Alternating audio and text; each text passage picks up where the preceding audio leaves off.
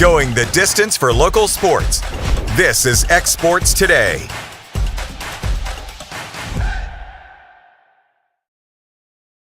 Financial advisor Scott Beasley knows time spent with family is everything. As a founder of Beasley Wealth Management, his mission is to give clients the freedom to enjoy time with family without the burden of financial concerns. A local of Lawrenceburg, Scott deeply values building relationships with clients, ensuring they make informed decisions concerning asset management, tax planning, and retirement planning. Offering a free initial consultation, Beasley Wealth Management helps clients pursue their aspirations with confidence.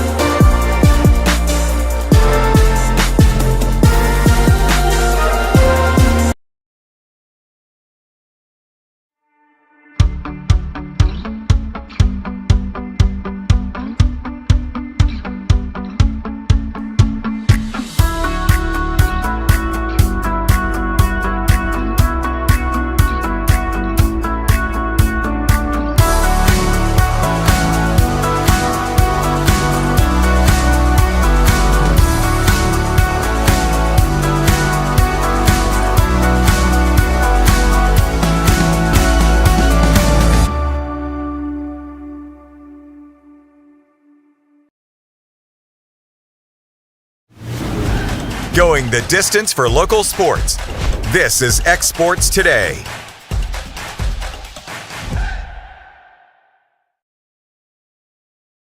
And welcome in, everybody, to X Sports Today. Michael Marks alongside Hayden Burks and Taylor Plott. No AJ with us. He is out of town for the weekend. So, guys, we'll get right into it. There's surprisingly a lot going on this Friday. And we'll start with the big story. The NCAA has, some would say, brought the hypothetical hammer down on Michigan. Some would say otherwise.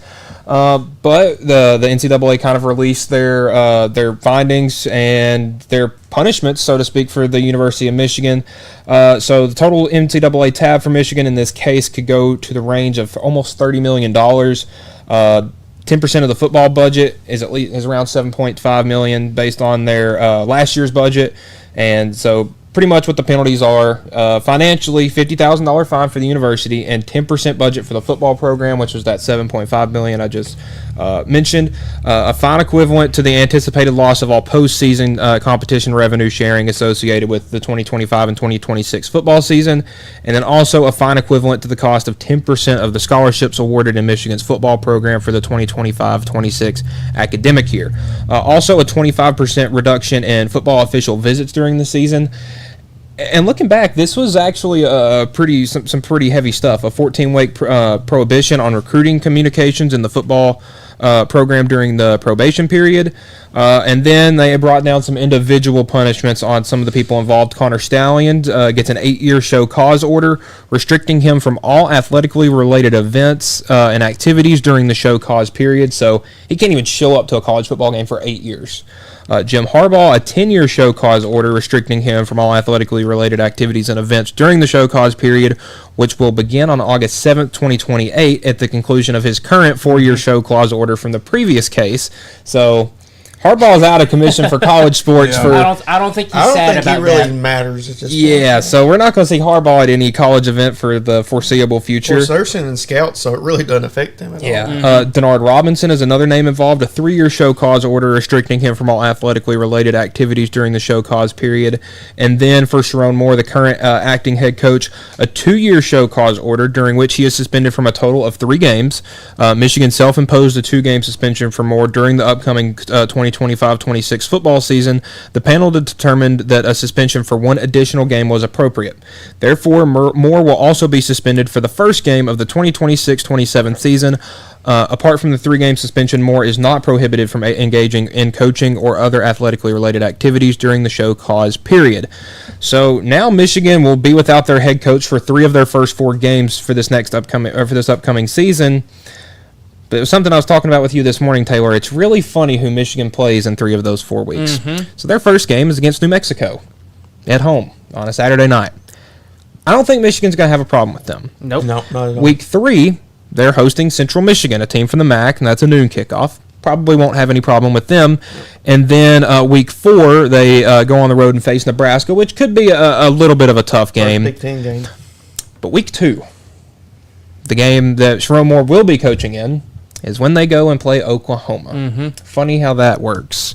Oklahoma or Oklahoma. At Oklahoma. Michigan and Oklahoma this year. So wow. I have never understood how you could just specifically on that punishment, because we've seen it before where coaches get punished and they're say you have to be suspended for an X amount of games, but the school itself gets to determine what games you're suspended for. And that just, in my eyes, just completely defeats the purpose. Because if you, specifically for this punishment, the way that this is, and obviously I can go on a complete rampage and say how the NCAA is absolutely freaking stupid and doesn't even know what they're doing. They need to be punished way more than they did. They need to be taking wins away, championship, and what you said earlier this morning was basically they went on and said, or the president went on and said, oh, well, they're a good enough team anyways. Yep. It's like, well, it doesn't matter. They freaking cheated.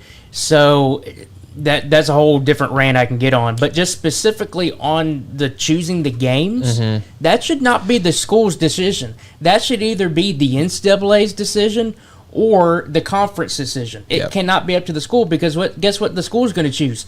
The least games that are most likely going to be won anyway. The Alabama School of the Blind. Exactly. Or the Arkansas School. And what Taylor was talking about is NCAA President Charlie Baker said yesterday that they, and this was off some speculation, that most likely their 2023 season wouldn't be stripped from them. Charlie Baker said that they earned their championship fair and square.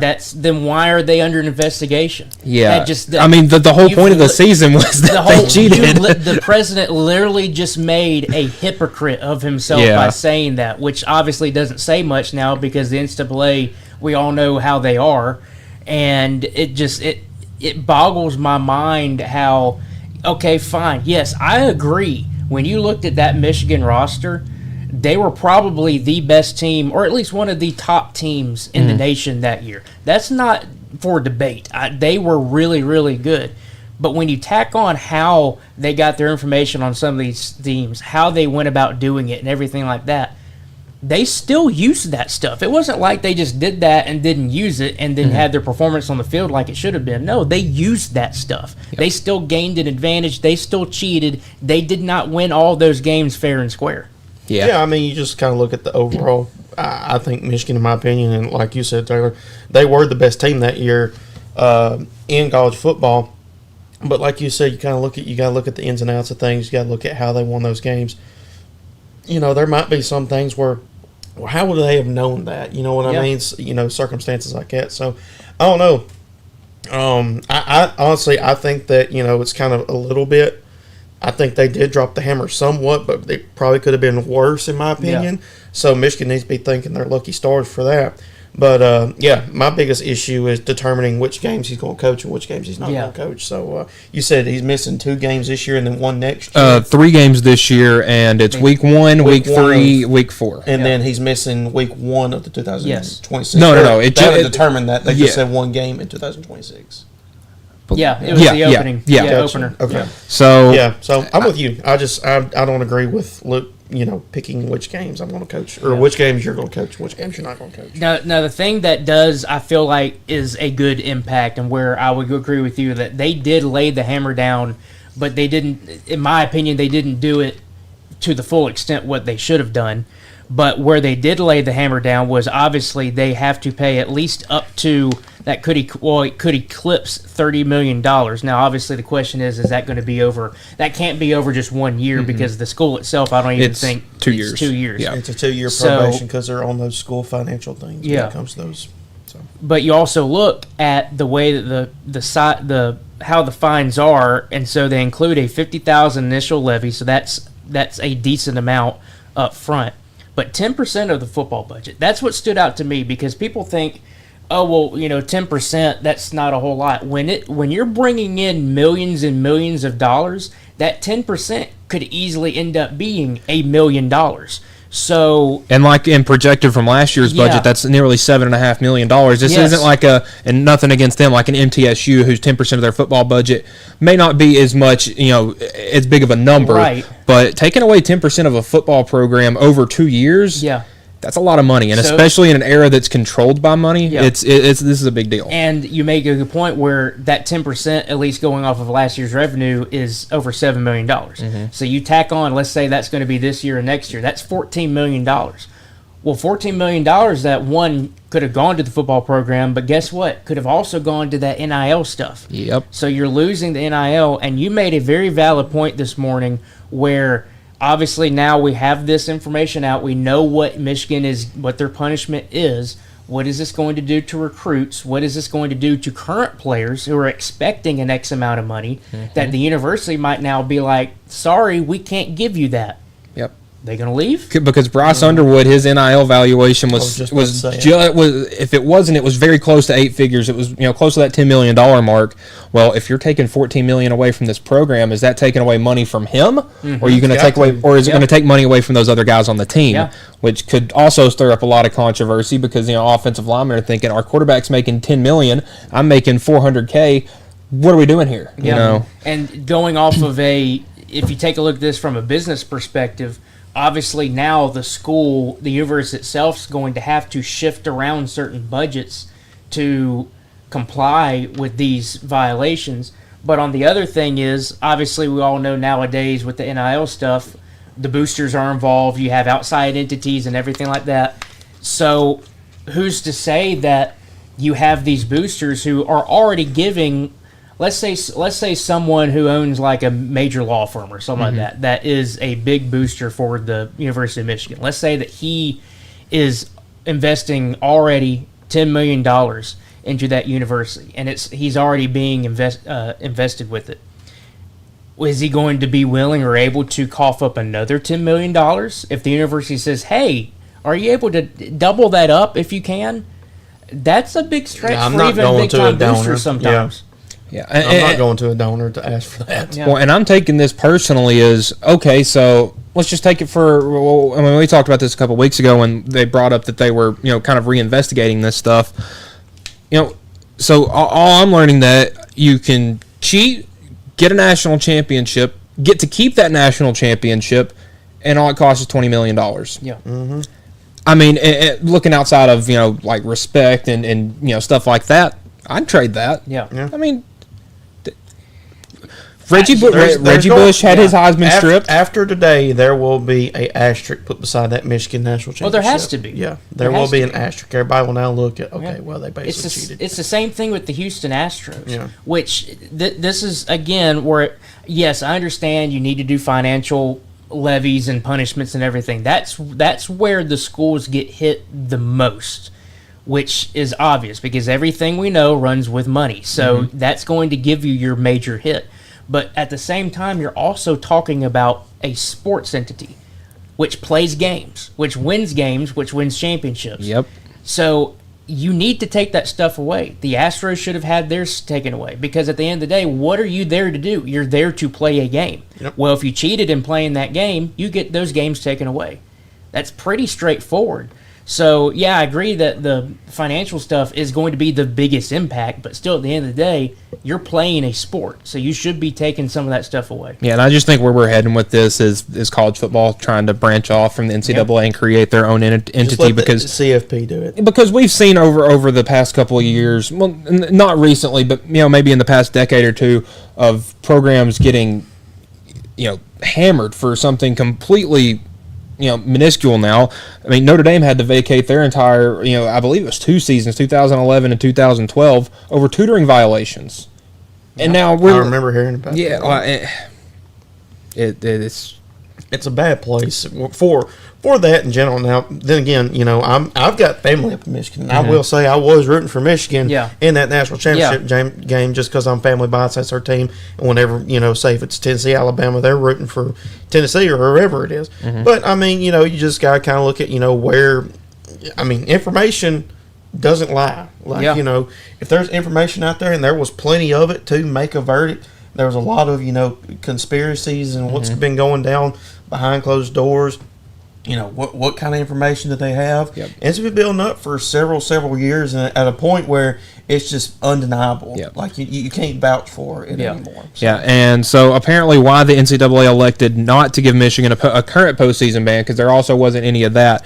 The panel determined that a postseason ban would unfairly penalize student athletes for the actions of coaches and staff who were no longer associated with the Michigan football program, which I respect. Yeah, I don't think this year's team should get punished for something that a team 2 years ago did. Yes, because most of the people, and especially most of the coaches and stuff that are involved, are gone. Yeah. Most of the players that were benefiting from this are gone. Yep. So I'm glad that they didn't decide to kind of punish kids, because we've seen programs, I believe it was maybe Rutgers or something like that, and this was a couple years ago, gotten some serious stuff about players having poor GPAs. Yeah. And it was something that they had brought down from years ago. So I'm with you on that. I've definitely been one of those where I get having a postseason ban and some of those things, especially if it's just outrageous what a school did.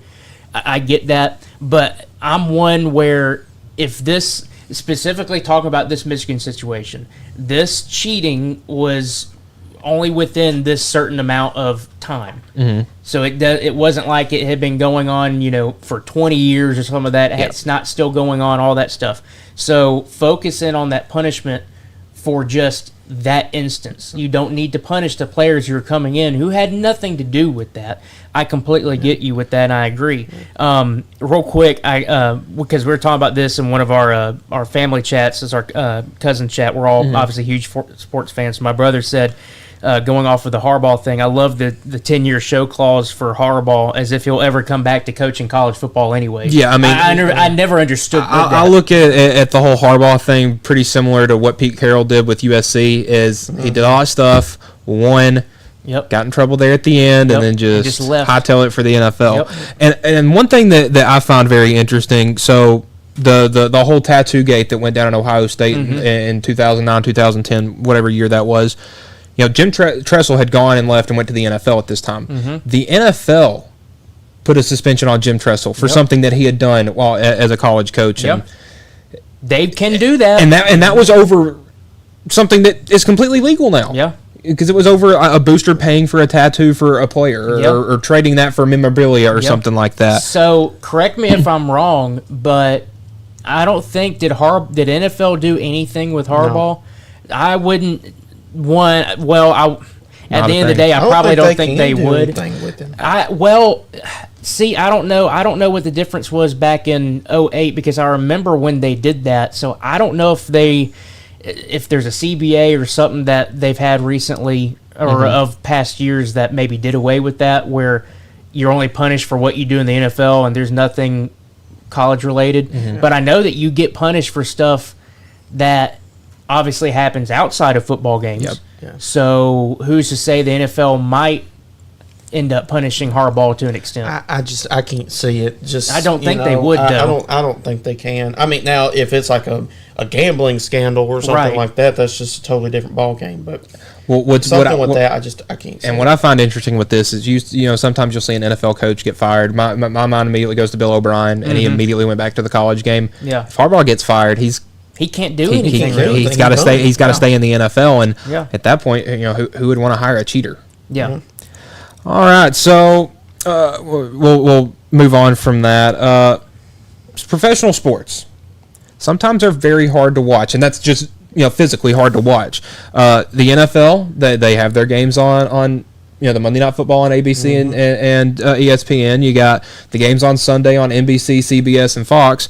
Well, the NBA has become extremely easy to watch with all the their new partners. So here's the watch guide for the new 2025-26 NBA season. On Sunday, there will be a game on ABC. There will be a game on NBC and or Peacock. On Monday, there's a game on Peacock. On Tuesday, there's a game on NBC or Peacock. Wednesday, ESPN.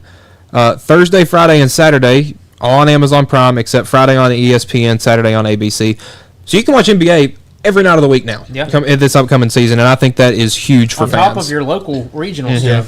I'm happy they did that because it would be so annoying because I want to watch, the Lakers and Golden State. I can't watch it because it's on NBA League Pass. Yes. And I would say we'll see how much that is a month. It's ridiculous. I don't remember the number, but it's ridiculous. But, but the thing is, I don't know if that'll help the viewership because, Clint and Dusty say it all the time, and we know this too. There's no defense played till the playoffs. Yep. It's hard to watch, and sometimes, the stars are sitting out because of load management. So, I don't know.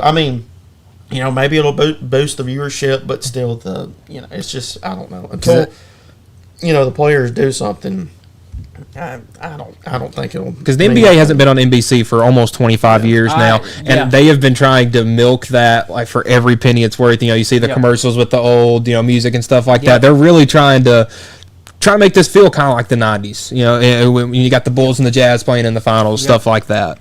The thing, I think I mentioned this like a couple weeks ago or something, where you go back, yes, even just a handful of years, but really for the longest time, where you make a good point. If you wanted to watch Golden State and LA, those West Coast teams, you got to go on NBA League Pass. Well, that was at that time the only way to watch those games, unless one, they're nationally televised, or two, you're in the region, you're watching it on the regional broadcast. For the longest time, you had that because you had TV that was still the dominant factor, and cable. Well, now you've got all the streaming stuff, and people are finding out that, one, people are not really going with those subscriptions anymore, so they're losing money off of it. So now they're switching their focus in on, all right, well, we'll just get in with all this streaming.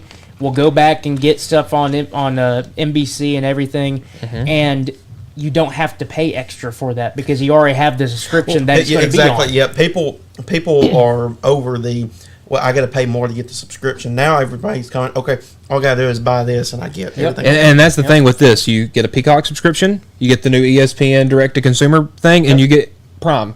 Prime Video. You have every NBA game that will be on TV. I got Peacock right now, but me as a WWE fan, I'll probably get rid of it by the start of the year. And they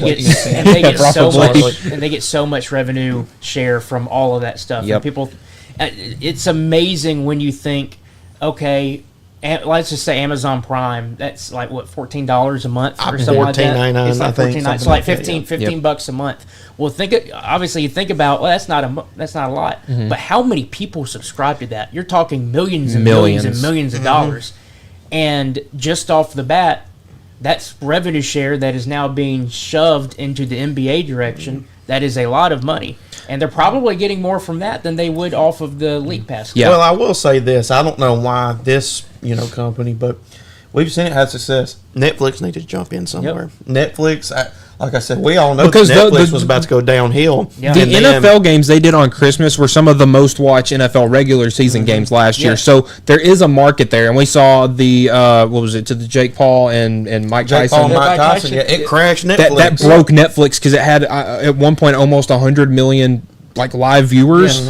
I mean, there is a ton of, and mentioning how many, Peacock has 41 million subscribers as of March of this year, and that number's probably somewhere around that range. And the other thing is, the market is in streaming. Well, the other thing is, specifically talking about Amazon Prime and Netflix, is that's more global viewers and global interaction.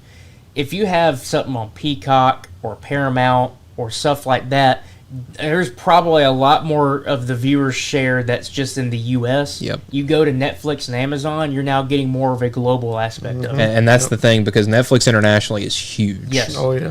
All right, so we'll take a break. When we come back, we got a lot more college football stuff to discuss here on X Sports Today. Got a dent, a ding, a scratch, or a bent fender? Major or minor, Car Country Collision Center in Leoma can fix you up. Car Country works with all insurance carriers, gives free estimates, can work on foreign and domestic vehicles, and has experience you can trust. They've been in business since 1990. Unfortunately, accidents happen, but you can get your car back on the road with as little hassle as possible with the help of Car Country. Call 931-852-4708 or stop by at 2567 Highway 43 South in Leoma. Hey everyone, this is Landon Saunders. And this is Nate Patterson with Cloud9 Fiber. We're excited to finally be able to offer Lawrenceburg our blazing fast, reliable, and affordable fiber internet services. If you're looking for a more reliable and more affordable provider, we at Cloud9 Fiber have you covered. Plans start at $50 a month, and we can offer up to a gigabit to your home or business. We are excited to be able to offer your first month of service entirely free. We encourage you to sign up on cloud9fiber.com or by calling 931-201-9098 so we can help you make the switch today. The storm doesn't ask. It takes. It tests. It pushes everything to its limit. Some things are built different. Some things are built to last. Tested by the elements. Proven by time. Engineered for whatever comes next. Summertown Metals. Strength in every storm. Building dreams that last. State Line Garage Doors, owned and operated by Justin Gobble, is your trusted local expert in garage door services. Based in Lawrence County, Tennessee, State Line Garage Doors is built on over a decade of hands-on experience, providing reliable repairs, replacements, and installations for all types of garage doors, residential and commercial. They proudly serve our community and the surrounding areas. When you work with State Line Garage Doors, you're not just another job, you're part of our community. Their commitment to quality, transparency, and craftsmanship is at the heart of what they do, and they offer free estimates. State Line Garage Doors. Reach out to discover the difference a company with local roots can make for your home and business. Welcome to the newly remodeled Brass Lantern. For over 30 years, we've been serving delicious food to excellent people. Brass Lantern takes pride in authenticity, serving fresh, homemade food to please any member of the family. From mouth-watering to one-of-a-kind steaks served with gourmet marinade, to salad with our signature honey mustard dressing, specialty fruit tea, drafts, and much more. Our food is always prepared daily. Whether you come in with friends or family, you'll appreciate that fresh is better. You know, Storing Lee Furniture is not just some huge chain store, but we do have a 144,000 square foot showroom right here in Leoma, Tennessee. The Story family has worked together in the business now for 55 years. And a familiar face is here to help you with whatever you need. That's what being a part of the community right here in the Tennessee Valley means. And if you have an issue, we're right here to take care of it. And don't forget free delivery. We invite you to come see us. We're Storing Lee Furniture.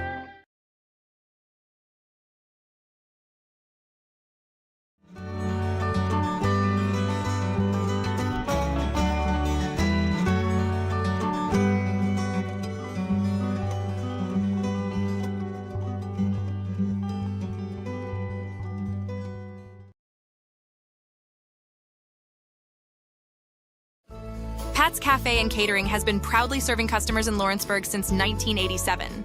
For 4 generations, our family-run cafe has served up delicious breakfast and lunch favorites, with friendly service and a welcoming atmosphere. We also offer full-service catering and can help to make your next party or event a success. For great food and friendly faces, visit us today at Pat's Cafe and Catering.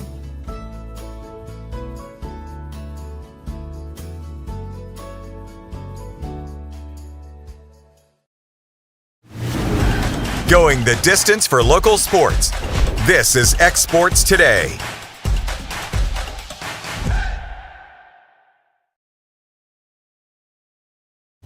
And welcome back to X Sports Today. Michael Marks alongside Hayden Burks and Taylor Plott. And guys, we got a bit of a strange story out of the Plains down in Auburn.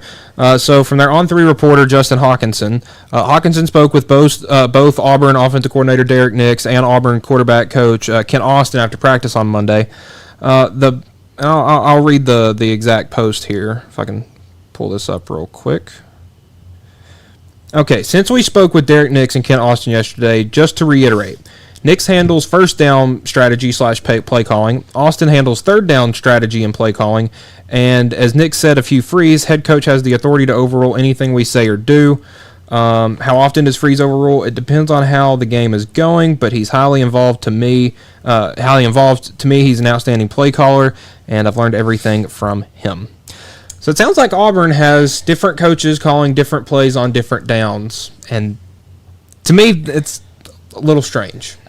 Look, right off the bat, I know that the people that watch this show daily understand that I'm a Bama fan, so I get it. I'm going to be biased against Auburn to an extent because they're a rival, but removing that bias, just looking at this from a college football perspective, what the heck are they doing? That makes no sense. Why? It's going off of a baseball analogy. If I'm a batter, or heck, let's do it because I pitched. So let's say I'm on the mound, and I've got 3 different pitching coaches, and I'm getting signs during certain counts from a different pitching coach. That doesn't make sense. Yeah, if you it's went, the same I would situation say, basically. Yeah. I mean, you're getting it's the same thing, just a different sport. From a pitcher, you're getting a certain call or a certain thing from a pitching coach. So you got 3 different pitching coaches. What's the point with that? Go to football. You have first down play call coach, second down play call coach, third down play call coach. That doesn't make sense. Yeah. That's... I would say... unless they're doing the Tennessee Alvin and Chipmunks. Yeah, with the 3 guys on the side. Yeah. But, the thing with those guys is 2 of them are throwing up dummy plays and one of them's throwing up like that. There's only one actual play on that. There's one actual person they're looking at.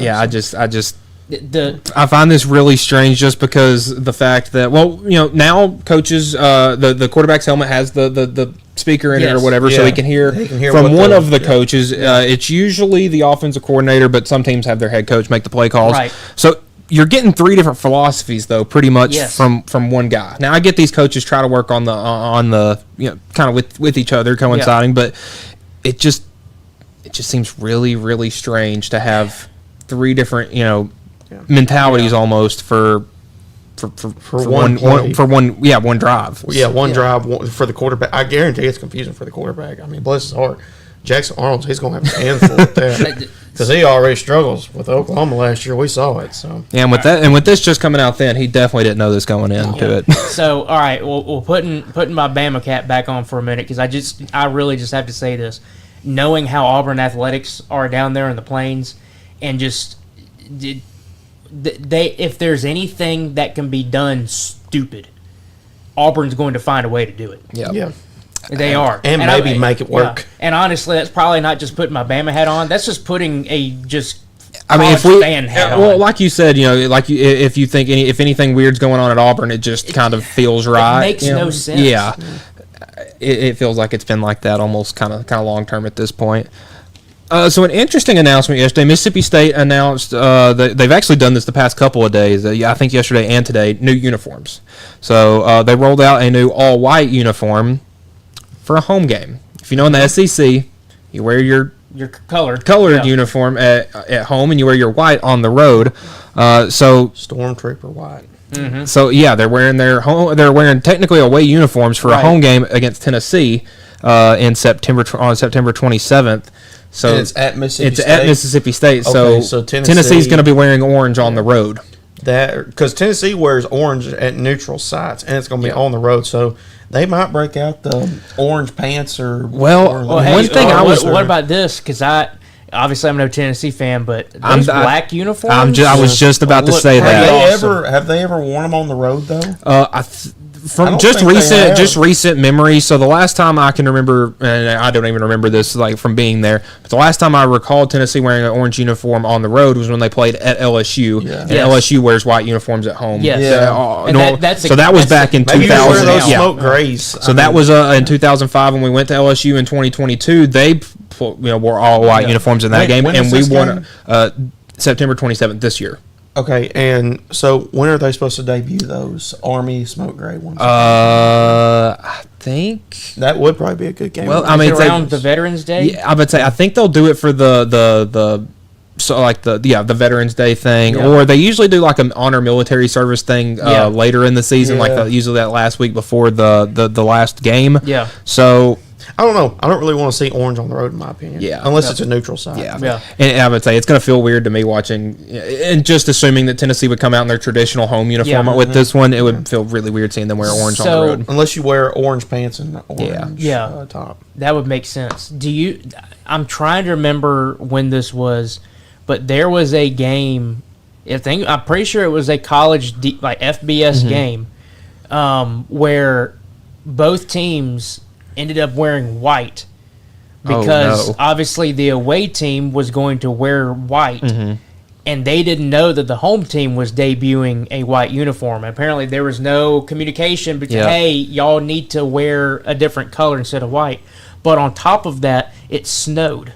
Oh, gosh. And I'm trying to remember who that was because I remember seeing the videos where it was both teams wearing white and it had snow on the ground. That was fun, though. Oh. Officiate. Yeah, I imagine you're being one of the refs. So then Mississippi State comes out today and announces an all-black uniform. Now, they didn't announce what game it will be worn for. I would assume that they're probably going to wait and see if they have a night game. It kind of just depends on scheduling with some things. I have noticed, I think their basketball team, they wear black. They black, but it's black with white numbers. Yeah. Well, and the maroon outline. I'll see if I can pull it up. The thing is about this black uniform, it looks so much like South Carolina's black uniform that it almost looks like copying. So definitely. South Carolina's Under Armour, aren't they? Yes. And Mississippi State's Adidas. Yeah. Okay. Well, I mean, it really wouldn't matter. And I will say, and this kind of goes into what we're talking about next. So Tennessee is ending their partnership with Nike. Started back July 1st, 2015, and it will end July 1st, 2026. Tennessee will be joining back with Adidas for the first time in 12 years. They were Tennessee's uniform sponsor from 1995 to 2014. And a lot of people, fans included, weren't happy with the initial reports because you look at the check mark in Nike, and you're switching to in people's eyes a lesser brand. Right. Now Adidas is. Is that the one that Shaq is now a part of? I think so, and I would say I will. Because I remember watching, speaking of Netflix earlier, I do remember watching that little mini-series documentary on that. I thought it was Adidas. Yeah, it's a 10-year, $200 million deal, so Tennessee will be making $20 million a year from Adidas. It was we're making somewhere in the $4.5 to $5.5 million range from Nike. And they weren't going to be able to. They're making $20 million a year from Adidas now, comparing to 4 or 5 a year from Nike. Yeah, I'm taking Adidas. Yeah. I would say, and that's really all I had to say because college football, and we talked about it with the Michigan thing earlier, is run by money. Yeah, and whatever can get you more money, we'll do it. So duration and value. So the Nike deal was an 11-year deal, not a 10-year deal. It was originally at 8. It was extended a couple years ago. 50 to 60 million total, which is about $4.5 to $5.5 million a year. Well, now Adidas is 10 years, $200 million. So you're making almost twice annually? Yeah. Or 4 times annually. Yeah, 4 to 5 times annually. So yeah, I mean the royalties and marketing, Nike, 10% on royalties. Strong global ads, but generic designing. We've seen a problem with that with Nike, where pretty much every school has the exact same shirts. Adidas, 12 to 15% royalties. NIL integrated campaigns. Adidas is giving us $5 million a year for an NIL fund. I mean, we've seen Adidas make a huge push in the NIL game with high school recruits. So I mean, sure, you may not like the Adidas logo on the uniform, But when it comes to who you're putting on the field, because one of the best wide receiver recruits in the country, Tristan Keys, is signed with Adidas. Yeah. Now he's currently committed to LSU, who is a Nike school, but there are a couple of teams that people think are trying to steal him. Texas A&M, who is with Adidas, and now Tennessee, who is now with Adidas. Yeah. So I think it makes the recruiting scale very interesting. And another thing that people were worried about is Tennessee's last uniforms with Adidas were not the best. I didn't, nobody liked the original smoky grays that they debuted in 2013. People had questions with the uniforms and the fonts and stuff like that. Well, all the designs are staying in-house, and they've done that for the past couple of years with Nike. So if you see anything that's a Tennessee apparel that you don't like, you have nobody to blame but yourself. Yeah. Pretty much. As long as we keep those black uniforms, the black helmets, really black, you just venom mode. Yeah, I would say that I'm wondering kind of what the how we're gonna move on from this. Yeah. Just don't do the white helmets and white pants and the black. That was gross. By the way, the Shaq stuff, that was Reebok. Okay, Reebok. Not Adidas. Tennessee's deal with Adidas would be the biggest in the country, obviously, and with kind of how things are going. It would be the biggest apparel deal in college athletics history. UCLA is number 2, $18.7 million a year from Under Armour, and Ohio State is the kind of the big dog for Nike at $18 million a year. And that's not counting Oregon, because Oregon pretty much is Nike at this point. So we had a little bit of an upset. So the college soccer season started yesterday. SEC had a big game last night. Tennessee. The defending national champion and preseason number 1 North Carolina Tar Heels took a little trip west to Knoxville and lost. And laid a goose egg, too. Yeah. Their butt whooped? 2-0. Which... Soccer, in soccer, that's usually a big difference. That's a big difference. Yeah, so a huge win for Tennessee. Obviously to start the 2025 season. I just remember the past couple of years, early season, and I feel like it's like this with Tennessee and most women's sport is they schedule tough. Like the volleyball, the volleyball team last year, their first 2 games of the season were against the 2 teams that ended up playing in the national championship that year. You start the soccer season off beating number 1. I can just remember so many times, like I think it was last year it was Duke, and they were number 3 or 4 in the country, because the ACC and women's soccer is unreal. Yeah. Came in, and it was tied at 1 at halftime, and you're like, oh, they might do it.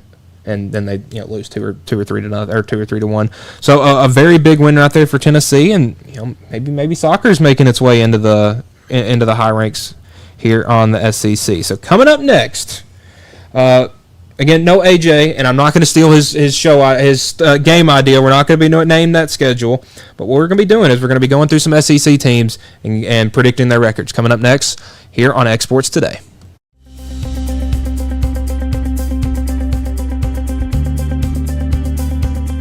Arctic Air keeps your home or business comfortable. For more than 20 years, we provided outstanding residential and commercial services through southern Middle Tennessee. Whether you need assistance with your heat, air conditioning, preventive maintenance, or anything in between, trust our reliable team to get the job done. We'll take the time to figure out your specific needs and recommend what we believe is right and best for your situation.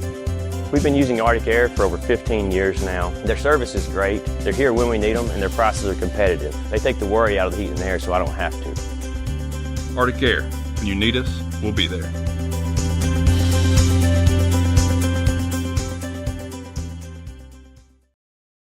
At Lawrenceburg Federal Bank, we're proud to be locally owned and operated because we're not just a bank, we're family. When you call, you'll be greeted by a friendly representative who's ready to discuss your banking needs, as well as offer our competitive rates on CDs and money market accounts. Our loan decisions are made in-house and never sold to a secondary market because our commitment is simple. You matter to us. At Lawrenceburg Federal, we offer all the conveniences of larger banks with a personal touch. Join us at Lawrenceburg Federal Bank, where community, trust, and service come together.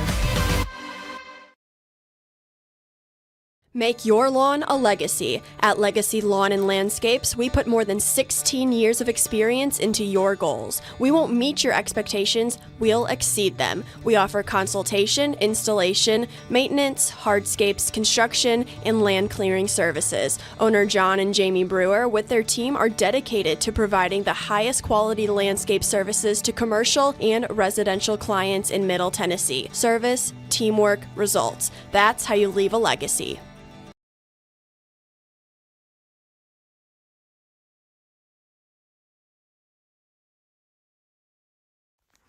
What really matters during the ball game, we're at that point in the season where some are just beginning, some have already ended, and others are at that point where it's either win or go home. Depending on what your perspective is, it changes everything, doesn't it? In 2 Corinthians 4 and verse 18, we're reminded we don't look at the things that are seen, but at the things that are unseen. For the things that are seen are temporary, but the things that are unseen are eternal. Keep your focus, keep your perspective on the right things, the things of God, the eternal things. And that message brought to you by your friends at the Leoma Church of Christ. LUS is committed to our customers, from providing and maintaining energy-efficient utility services to friendly, helpful customer service. LUS is there. At LUS, we're always challenging everything we know, every day. We strive to improve efficiency and reliability while focusing on our responsibility to our customers and the community. It's our promise to provide dependable service to our customers every time. Because we don't just work in Lawrence County, we live here too.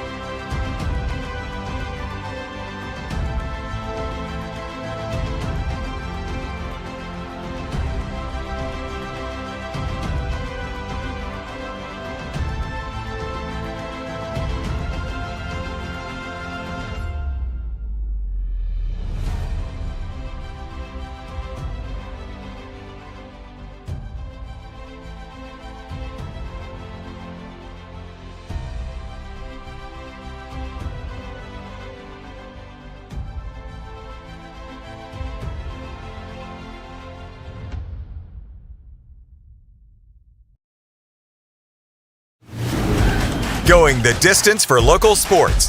This is X Sports Today.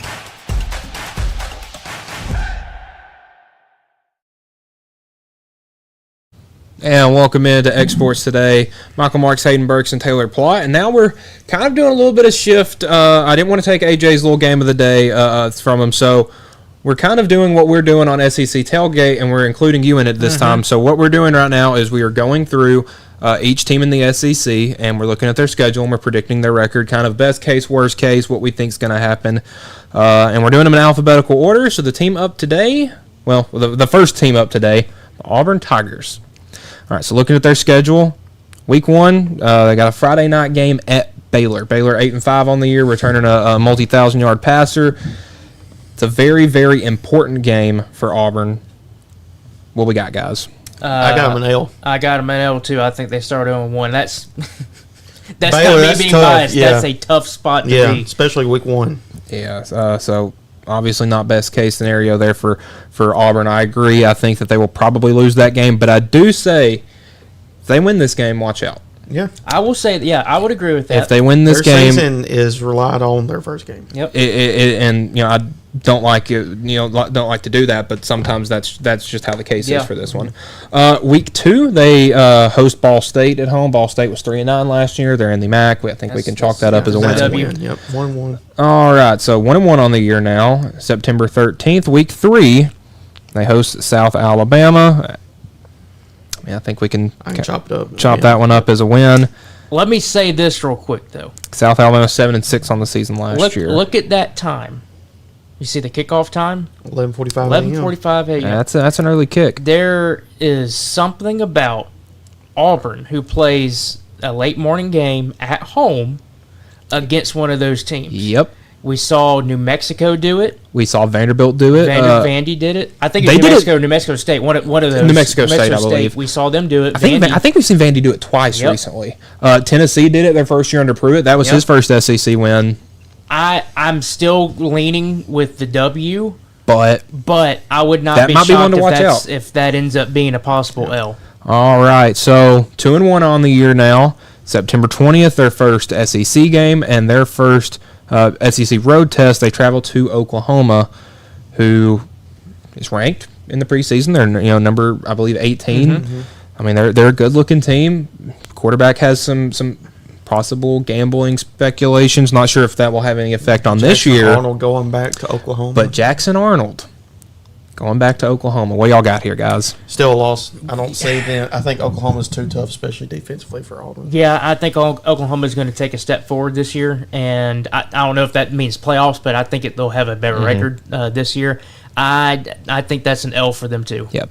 All right, Week 5, September 27th at Texas A&M. A&M 8-5 on the season last year. This is going to be the first full year under Marcel Reed. Mike Elko's had some time to bring in some recruits now. Now, this was the game that Auburn won in upset fashion last year. I believe it was 4 overtimes against Texas A&M, 43-41. Remember, that was at home. That was at home, so this one is in College Station. What we got? I got A&M. I think this is going to be an issue. Yeah, I think every team goes into the year with one game circled that they're like, we have to win this game. Yeah. I think this is that for A&M.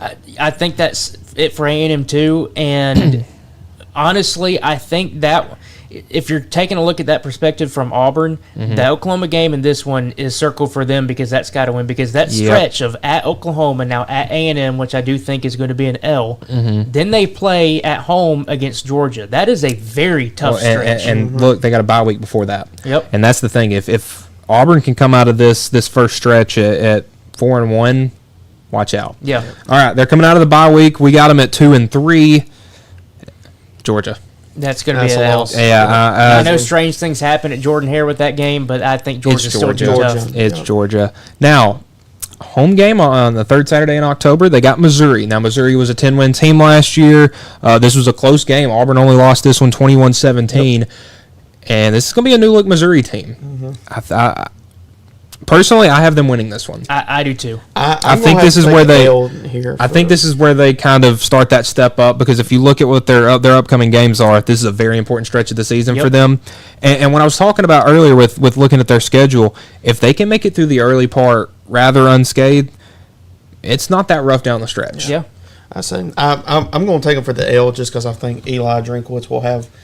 The guys ready to go. Like I said, you never know with Missouri. They were a quiet 10-win team last year. So I think this is an L for Auburn. Next week they go to Arkansas, and we already had on our Arkansas schedule, we had them losing to Auburn. Yeah. So pretty much already have that chalked up as a win. Yeah. Now this was a game. I would agree with that. I think Auburn's beating Arkansas. Yeah. And now this is a game that Auburn lost last year to a pretty good Arkansas team. They went 7-6 last year, but this year I just don't see the same success translating over. And then their first weekend in November, they host Kentucky. Yeah, that's a win. Kentucky's not going to be good. Stoops really has nothing going for him. Yeah, this was the game last year where Jarquez Hunter ran for 278 yards and literally just beat Kentucky by himself. Yeah.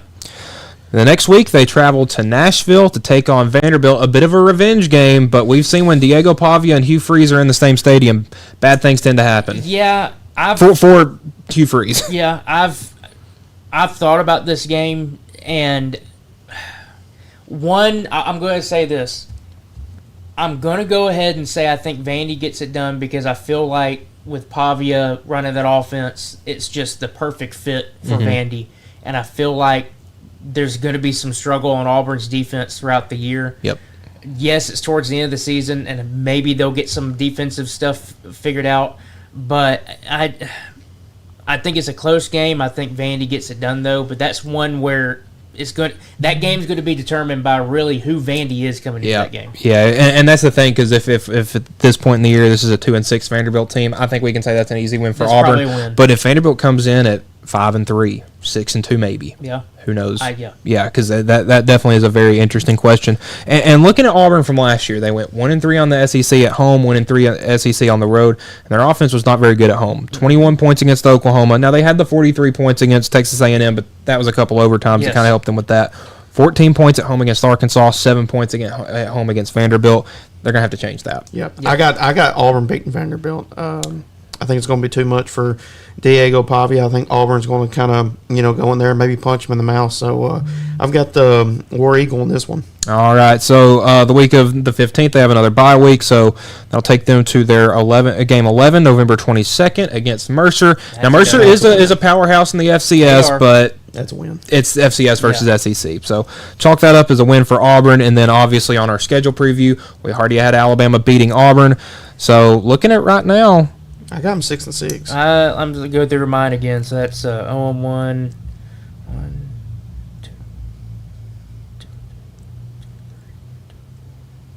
Yeah, I got him at 6-6. Yeah, that's a bold team. Yeah, I think I was with you too about 6-6. Now going through earlier, I kind of just do a quick glance over at what this would be the best case scenario for this team, worst case scenario.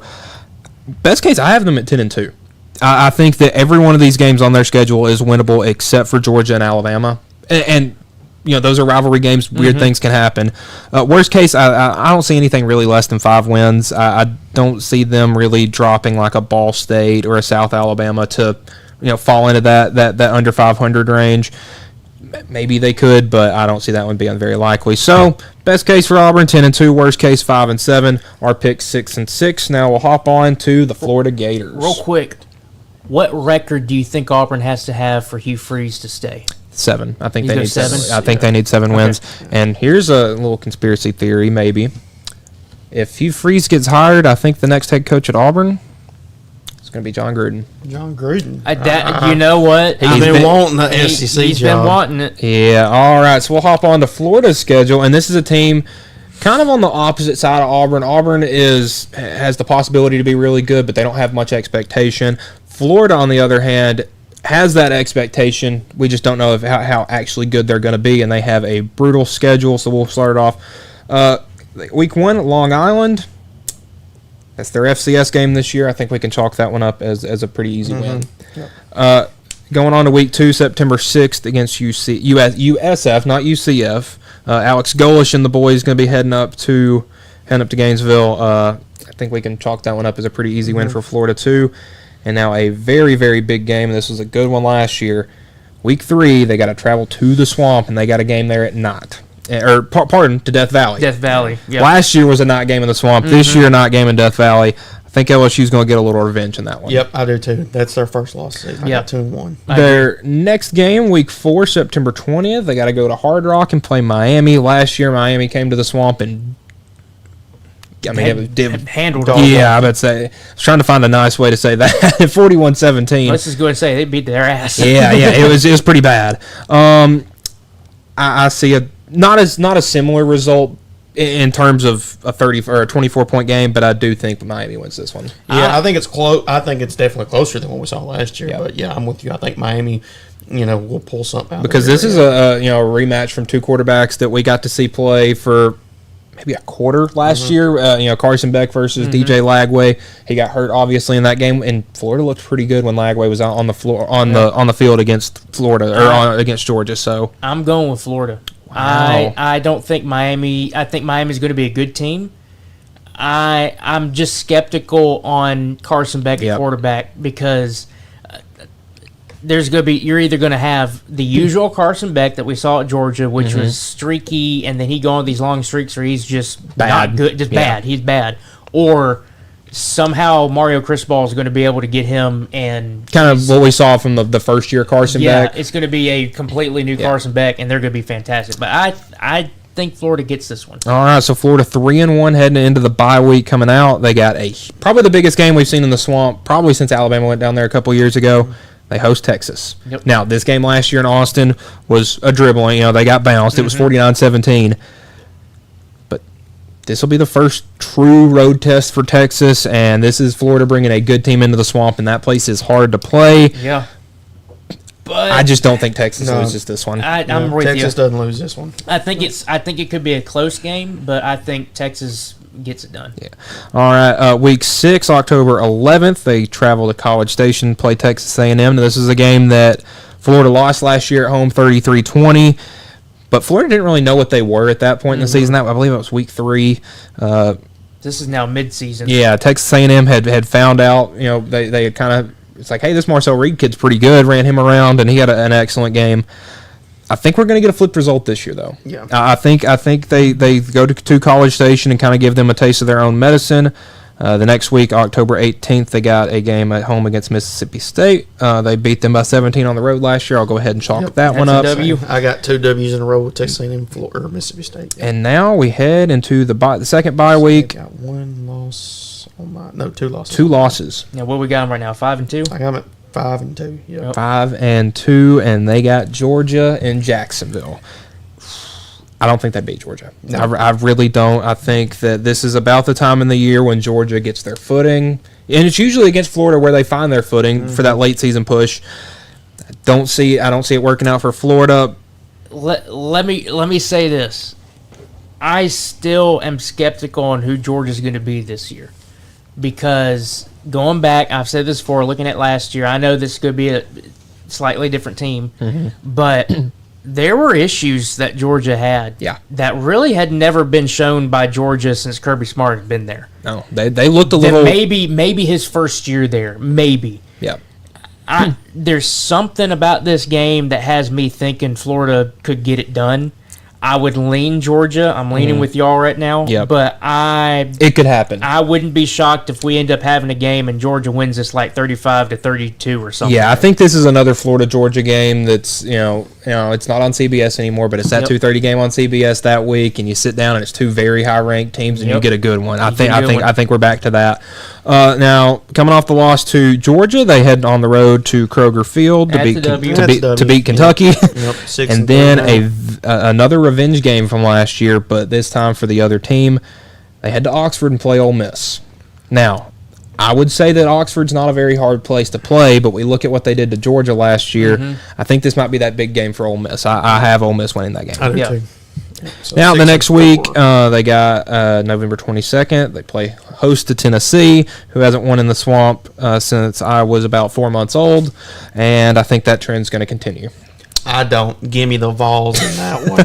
And it's not me being biased, but I don't know. There's just something every other year when Tennessee is playing at Tuscaloosa, they're playing at the Swamp. They always get that one game that's kind of not really an upset, but a win that you probably wouldn't expect on the road. So maybe this is the big road game that Josh Heupel gets. This is the latest Tennessee and Florida have played on the road since 2001, and that was because that game got pushed back because it was the weekend following 9/11. And I'd rather and it was number 2 Florida versus number 1 Florida maybe versus like number 2 or 3 Tennessee, and Tennessee went down there and won and went to the SEC championship game and played Nick Saban, and we won't talk about what happened after that. Let me say this, because going back to that Ole Miss game, I'm with y'all. I think Ole Miss, Lane Kiffin get it done. That is a game that I think Florida expects to win. Yep. And if they go into Oxford and either they lay an egg or Ole Miss ends up squeaking out a win, they're going to have to go back to the Swamp with an L.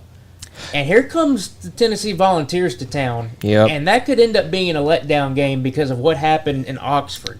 Because that's at the point in the year where we already had them with 3 losses. If they lose any more games, they're out of the playoff. They're out of the playoff. I'm leaning Florida gets it done because it's at home, and I question what type of Tennessee team we're dealing with this year, but I'm kind of with you a little bit, Hayden. And this will be Tennessee coming off a home game against New Mexico State. I would not be shocked if, depending on what happens in that Ole Miss game, I'm telling you, can determine what happens in that Tennessee game. I'm telling you. I think that's very telling. I agree. I think that Florida coming off a loss, heading back home late in the season, they just got pretty much all hopes of the playoff are gone. I could see Tennessee winning that, but just in the I'm giving Florida the win right now, but And then week 12, against a Florida State team that lost 10 games last year. I think Florida State's going to probably win a couple more, but not many more. I think I got Florida State losing that one. So I got 8-4. I got 7-5. So a kind of a step back almost from last year because they have very high expectations coming into the year. So I think Billy Napier is just praying for an easier schedule coming up soon because these two have been brutal. They'll get the other half of the SEC the next year. So hopefully, Florida on the up and up. I'll say this real quick, going back towards that beginning of the schedule. You look and you've got just games in order at LSU, at Miami, at home against Texas, at A&M. Yeah. If Florida can get out of that with 500. going 2-2. Just pick whoever 2 wins and 2 losses. If they get through that 2-2, I think that's good for them. Yeah, I honestly think that maybe could put them in the playoff, because you look, if only got 2 losses, going into the Georgia game again, looking at what could lead into that could be very big for them. And if you go 4-0 before you go you host Texas, yeah. They're golden. Yeah, they're I'm about to say that's going to be So- college game day written all over it. I would say 2-2. That's what you're probably hoping for. If you go 3-1 or heck 4-0 feeling through that, good. you're Yeah. feeling fantastic. Yeah. All right, so now on to the Georgia Bulldogs schedule.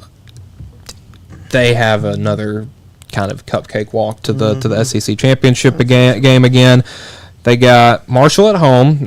Sorry, AJ, but I think the Dogs are going to take that one. Yep.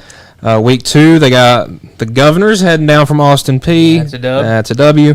Week 3. Now, I have Georgia winning this game. I do too. Yep.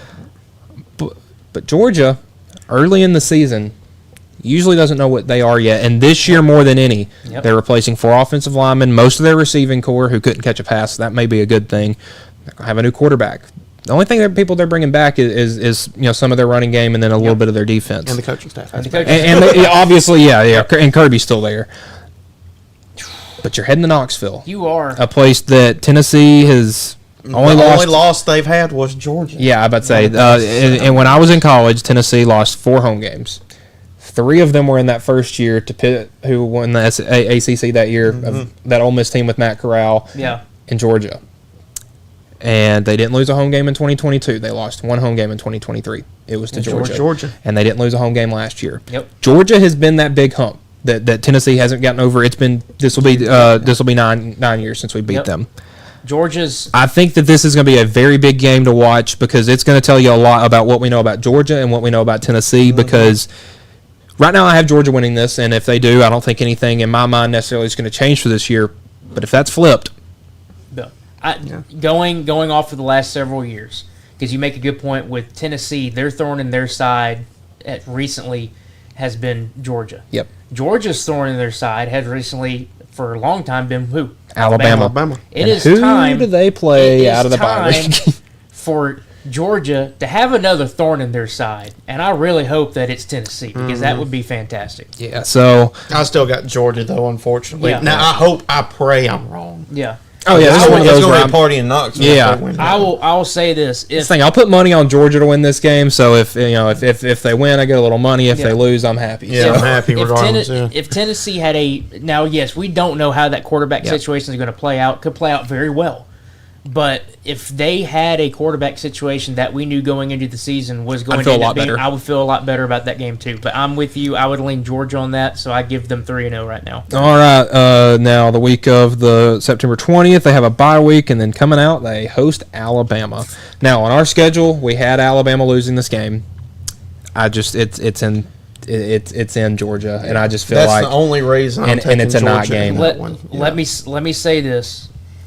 And y'all had their number. I'm taking my fan hat off here, because I know how those games have gone in Georgia and Sanford Stadium before. Yep. And there is something about Alabama coming into Sanford Stadium and either blowing the brakes off of Georgia or somehow coming in there and dominating in a certain way. Well, I would say my mind immediately goes back to 2015 when Alabama had just come back from come off the loss to Ole Miss. Yeah. And they had to head to Georgia, and Georgia, had Nick Chubb, who had rushed for 100 yards in like 12 straight games or something like that. He was about to break Herschel Walker's record. Yep. Now, he got to 100 yards in that game, but Derrick Henry ran all over him. Yeah. And I would say everybody had Georgia winning that game. And Alabama went in there and curb stomped them. Yeah. So But that was 2015. Kirby Smart was still at Alabama. I'm gonna say this.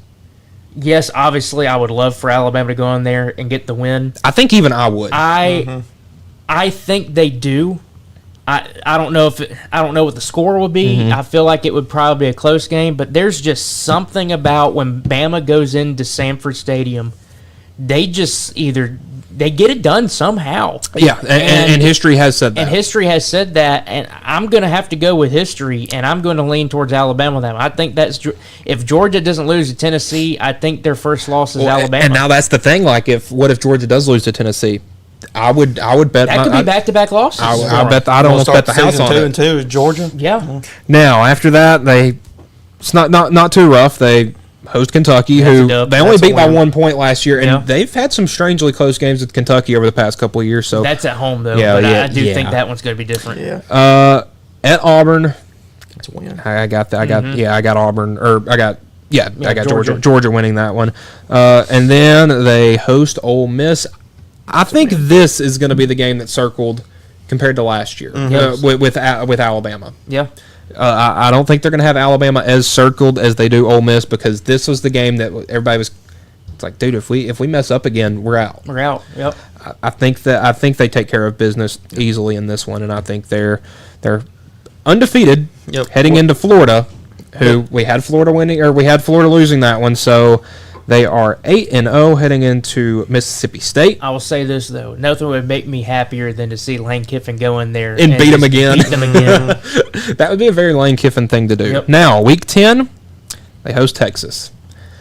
I think this is finally when someone else gets the upper hand on them. I think Texas wins this game. Yep. I think Texas is going to beat Florida. Now, I do think if both these teams have a very good chance of coming in undefeated, but I just think that Texas.